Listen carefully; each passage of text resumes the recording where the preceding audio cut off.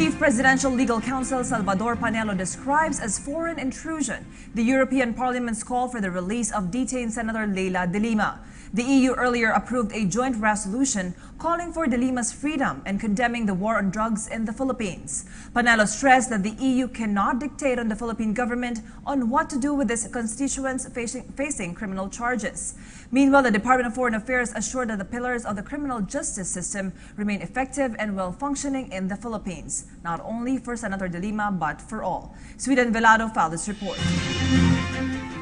The palace is firm that the European Union Parliament cannot dictate the Philippine government on what to do with individuals facing criminal charges, nor can they interfere with the judicial processes of the country. Presidential Chief Legal Counsel Salvador Panelo says it is foreign interference and the EU should mind their own business. He stated this following the EU Parliament's approval of a joint resolution released on Thursday to call for the immediate release of Senator Leila de Lima.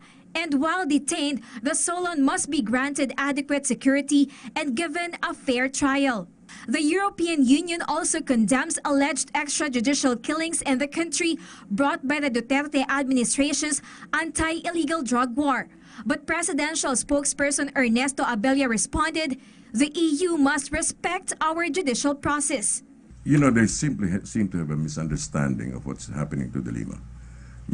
The lady is being charged with crime, not political persuasions. So I think they ought to respect that.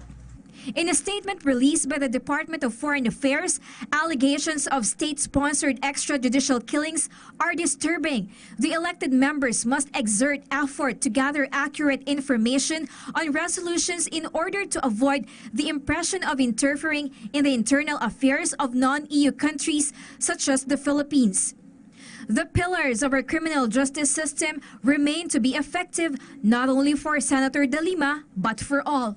The government is ready and committed to strengthen existing mechanisms for dialogue on human rights with the giant economic bloc. President Duterte recently ratified the Philippines-EU Partnership and Cooperation Agreement. It will serve as a general framework for relations between the Philippines and the European Union. For PTV News, Sweden Velado.